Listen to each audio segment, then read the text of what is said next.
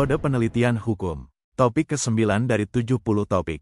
Pengertian ilmu hukum. Bagian kedua. Sistematisasi aturan hukum. Keseluruhan kaidah-kaidah hukum yang hidup di dalam suatu masyarakat tertata dalam sebuah sistem, yakni sistem hukum, sehingga kaidah-kaidah hukum itu tidak saling bertabrakan. Mensistematisasi hukum berarti menampilkan ke permukaan serta menumbuh kembangkan sistem hukum yang sudah ada di dalam kesadaran hukum masyarakat atau membangun sebuah sistem hukum berdasarkan apa yang sudah ada. Mensistematisasi juga berarti bahwa setiap hasil interpretasi terhadap aturan hukum ditempatkan atau diintegrasikan ke dalam sistem hukum yang sudah ada. Menurut Van Hoecke dalam sistematisasi material hukum, perlu dibedakan adanya tataran sistematisasi dan metode sistematisasi sebagai berikut. A. Tataran sistematisasi. Menurut Van Hoecke ada 3 tataran sebagai berikut. 1. Tataran teknikal, yakni kegiatan semata-mata menghimpun dan menata material penelitian, yakni memaparkan dan mengklasifikasi aturan-aturan hukum berdasarkan hierarki sumber hukum yang diterima secara umum untuk membangun landasan legitimasi dalam menginterpretasi aturan hukum. 2. Tataran teleologikal, yakni mensistematisasi berdasarkan substansi atau isi hukum. Pada tataran ini yang dilakukan adalah pemikiran dan penataan ulang material hukum dalam kerangka perspektif teleologikal pengertian-pengertian dan aturan-aturan. Di sini terjadi proses saling mempengaruhi secara dialektikal atau lingkaran hermeneutikal antara interpretasi dan sistematisasi. Interpretasi pertama aturan-aturan hukum menetapkan landasan penataan sistemnya, untuk kemudian berdasarkannya, aturan-aturan hukum pada gilirannya akan diinterpretasi ulang yang dapat menyebabkan sistem itu sendiri menjadi lebih jelas dan berkembang. Radbruch mengatakan, interpretation is not merely the prerequisite of construction and systematization.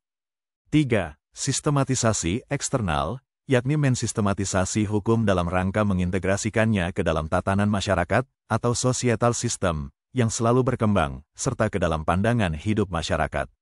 Sistematisasi ini dapat menyebabkan interpretasi ulang pengertian-pengertian yang ada dan pembentukan konsep hukum yang baru. Misalnya pembentukan pengertian perikatan ikhtiar dan perikatan resultan yang tidak tercantum secara eksplisit dalam KUH per. B. Metode sistematisasi.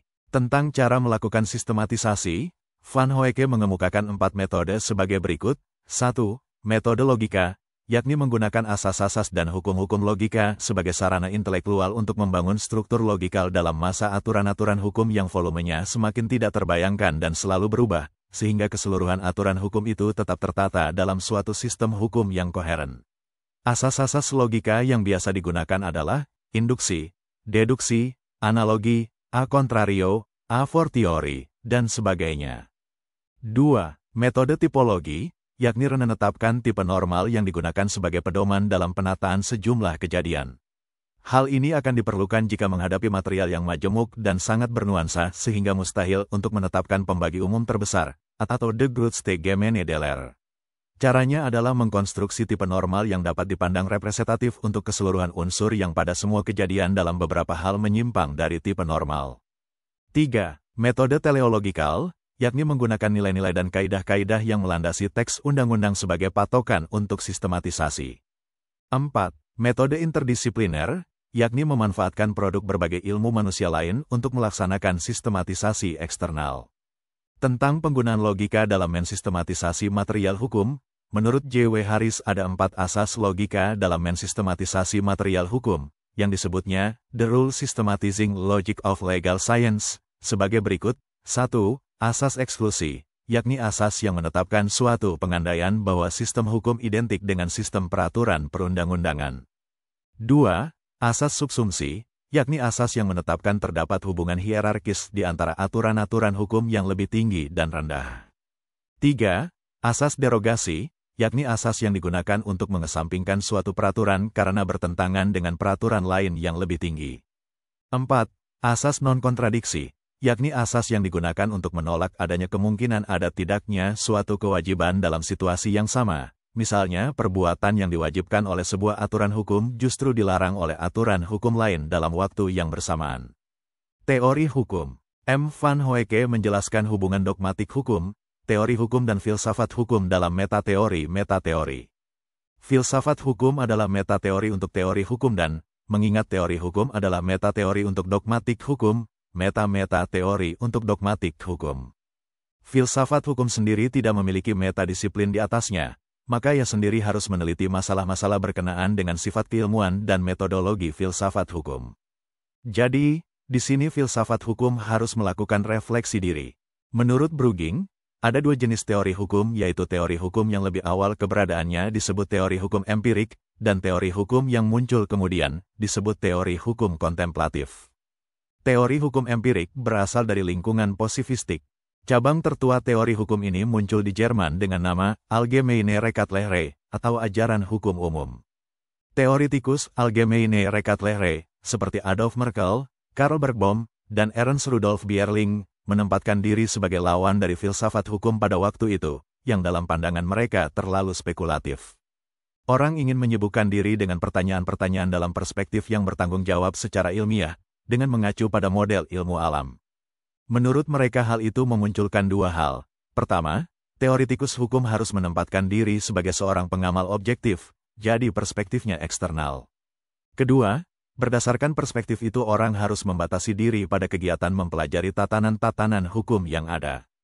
Masalah-masalah yang berkenaan dengan hukum yang mungkin ada atau hukum ideal atau berkenaan dengan keadilan dari hukum, yang dalam filsafat hukum sering menempati posisi sentral, berada di luar lingkup Allgemeine Rechtslehre. Teori hukum ini berkenaan dengan hal memaparkan berbagai tatanan hukum yang ada dan dari dalamnya memunculkan aspek-aspek umum yang dapat berlaku untuk tiap tatanan hukum. Dengan itu akan dapat diperoleh pemahaman objektif tentang hukum, yang dalam filsafat hukum tidak dapat dicapai. Teori kebenaran yang ikut berperan di latar belakang adalah teori korespondensi. Teori hukum kontemplatif, objeknya mencakup kegiatan-kegiatan yuridis seperti pengembangan dogmatik hukum, pembentukan hukum dan penemuan hukum. Dalam bidang ini, berbagai bagian dari jenis teori hukum ini diberi nama sesuai dengan jenis kegiatan yuridis yang disebutkan tadi. Kita mengenai berturut-turut teori ilmu dari hukum yang dinamakan juga teori dari ilmu hukum, teori perundang-undangan atau teori pembentukan aturan, dan teori penemuan hukum. Objek yang penting pada bagian-bagian ini adalah studi tentang metode yang digunakan dalam kegiatan-kegiatan yuridik tersebut. Sebagai akibat sampingan, maka juga metodologi hukum terbagi lagi sesuai dengan kegiatan yuridik yang khusus, termasuk ke dalam jenis teori hukum ini. Adapun tujuan teori hukum, terutama hendak memberikan pemahaman tentang objek yang dipelajari, sebab pemahaman ini berdampak ke dalam praktik hukum. Walaupun teori hukum tidak memiliki kepentingan praktikal secara langsung, tetapi teori hukum tetap penting untuk praktik hukum, karena memiliki pemahaman dalam sifat umum dari hukum atau menyadari apa saja yang pada suatu kegiatan yuridik tertentu turut memainkan peranan, pasti mempertinggi kualitas praktik hukum. Menurut paham teori ini, perspektif eksternal tidak dapat dipertahankan, tetapi bahwa orang harus menempatkan diri pada titik berdiri internal terbatas. Teori kebenaran yang mendesak ke muka adalah teori kebenaran pragmatik. Teori hukum yang dijalankan dari sudut titik berdiri internal sesungguhnya sangat berdekatan dengan filsafat hukum. Dalam teori hukum kontemplatif ini tampil ke muka baik proposisi informatif, normatif, maupun evaluatif. Dalam teori hukum empirik hanya proposisi informatif atau empirik saja. Filsafat hukum. Filsafat hukum adalah induk dari semua disiplin yuridik, karena filsafat hukum membahas masalah-masalah yang paling fundamental yang timbul dalam hukum. Orang mengatakan juga bahwa filsafat hukum berkenaan dengan masalah-masalah sedemikian fundamental sehingga bagi manusia tidak terpecahkan, karena masalah-masalah itu akan melampaui kemampuan berpikir manusia. Filsafat hukum akan merupakan kegiatan yang tidak pernah berakhir, karena mencoba memberikan jawaban pada pertanyaan-pertanyaan abadi. Pertanyaan-pertanyaan itu adalah pertanyaan yang terhadapnya hanya dapat diberikan jawaban, yang menimbulkan lebih banyak pertanyaan baru.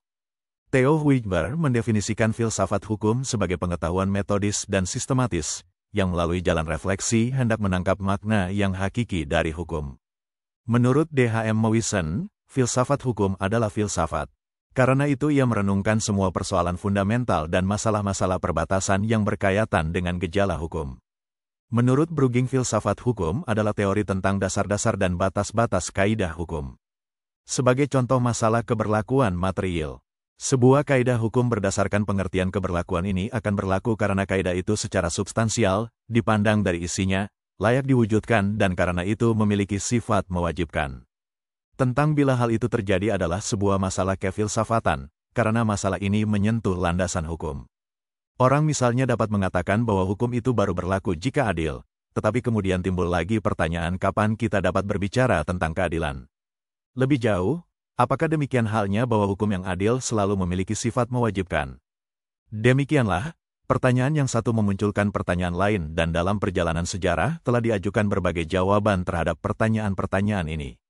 Penetapan tujuan filsuf hukum adalah murni teoretikal dan juga pemahaman teoretikal ini penting untuk praktik hukum. Karena praktik hukum itu selalu dipengaruhi, turut ditentukan, oleh pemahaman tentang landasan kefilsafatan hukum. Perspektif filsuf hukum adalah internal. Ia dalam diskusi hukum justru ingin membuktikan pandangan-pandangan pribadinya sendiri, berkaitan erat dengan nilai-nilai yang ada pada landasan kaidah hukum. Akhirnya, tiap filsafat hukum tersusun atas proposisi-proposisi normatif dan evaluatif, walaupun proposisi-proposisi informatif juga ada di dalamnya. Itulah materi topik ke-9 metode penelitian hukum. Channel ini dimaksudkan membantu para mahasiswa untuk memahami perkuliahan dan masyarakat umum yang ingin menambah wawasan. Untuk pemahaman yang lebih baik, putar dan dengarkan video tutorial berulang-ulang. Subscribe dan like, agar Anda mendapatkan update tutorial lainnya. Bagikan link video ini agar teman-teman juga mendapatkan manfaat channel ini. Sekian dan terima kasih. Sampai jumpa.